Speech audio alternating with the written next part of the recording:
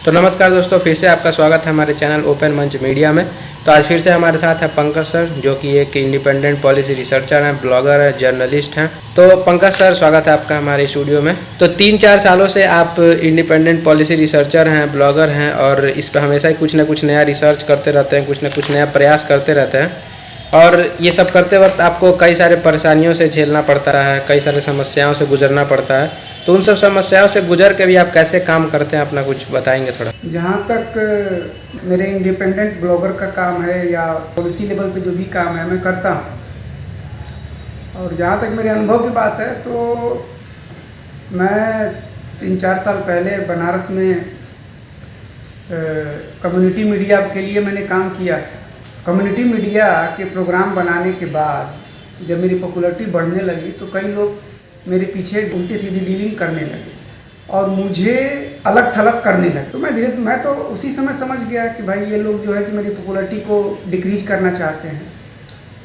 तो फिर मैं धीरे धीरे वहाँ से हट गया। हटने के बाद भी मैंने कई तरह के पब्लिक पॉलिसी लेवल पे कई तरह के फीडबैक्स, कई तरह के पब्लिक स्टेटमेंट हमने मीडिया के माध्यम से सरकार को, विपक्ष के लोगों को बताता रहा।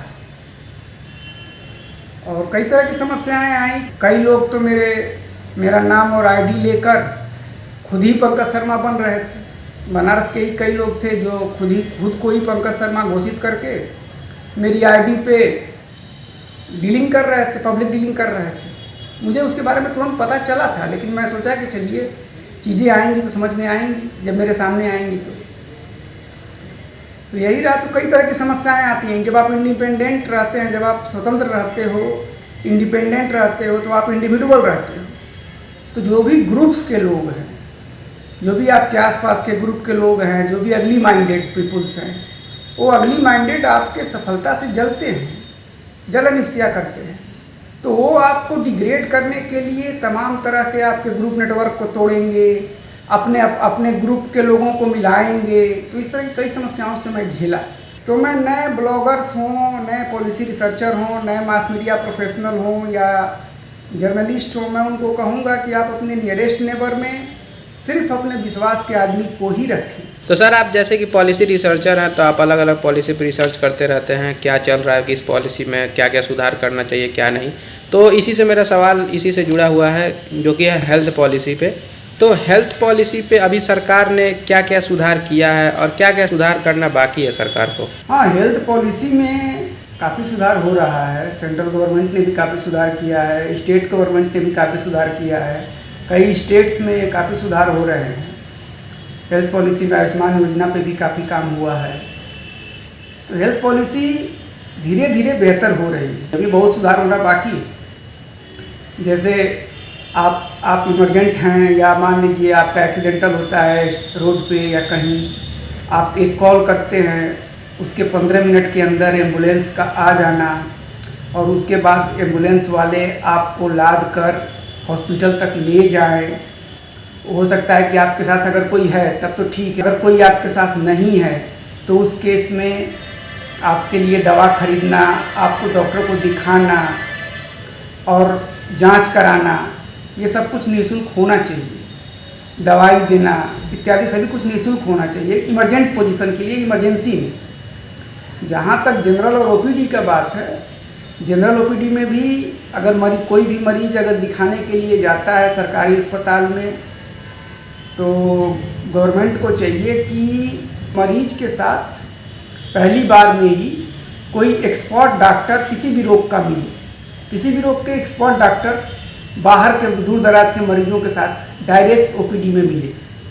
इससे फ़ायदा क्या होता है कि अगर कोई जूनियर डॉक्टर किसी दूर दराज के मरीज को देखता है और दूर दराज का मरीज मान लीजिए 1000 किलोमीटर 2000 किलोमीटर दूर से आता है और उसे चूँकि जूनियर डॉक्टर ने देखा है इसलिए उसे बार बार चक्कर लगाने पड़ेंगे सरकारी अस्पताल के, तो उससे कई तरह की समस्याएं होती हैं, पैसे से लेके फिजिकल और इकोनॉमिक लेवल पे। तो इस पे सरकार को ध्यान देना चाहिए। इसमें हालांकि सरकार अभी मेडिकल डायग्नोस्टिक लेवल पे काफ़ी सुधार कर रही है। यूपी सरकार ने भी 1 रुपये में मेडिकल डायग्नोस्टिक और ब्लड जांच, ये दोनों किया हुआ है, इससे काफ़ी अच्छा है। लेकिन अभी भी कई दवाएं जो है कि सरकारी अस्पताल में नहीं मिलती हैं और मरीजों को बाहर से ही कई दवाएं खरीदनी पड़ती हैं। तो अभी बहुत कुछ सुधार होना बाकी है। हेल्थ इंश्योरेंस भी है, अभी सभी लोगों तक पहुंचाना है।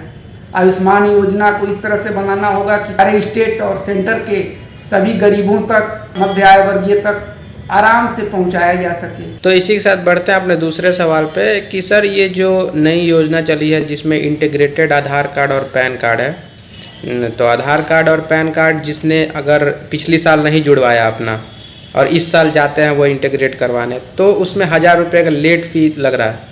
तो उस पर आपका क्या मतलब कहना है कि सही चीज़ है या गलत है?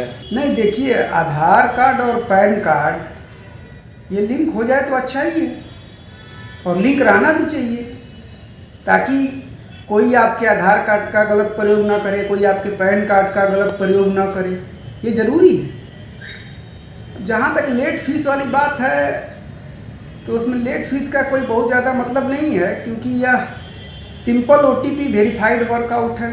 इसमें आप आधार कार्ड का नंबर डालें, अपना मोबाइल नंबर डालें और पैन कार्ड का नंबर डालें और वो इंटीग्रेट हो जाए। सिंपल प्रोसेस रखना चाहिए।